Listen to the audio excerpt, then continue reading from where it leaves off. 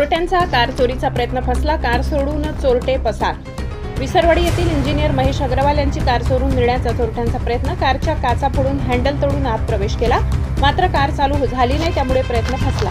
Engineer Mahesh मालुराम Agarwal यांचे विसरवाडी येथील त्यांच्या राहत्या घराच्या बाजूलाच त्यांनी त्यांची कार क्रमांक MH 39J9910 उभी केलेली होती। दिनांक 28 फेब्रुवारी रोजी शुक्रवारी मध्यरात्री 1:30 वाजेच्या सुमारास अज्ञात चोरट्यांनी कारचे काच फोडून तसेच हँडल तोडून कारमध्ये प्रवेश केला।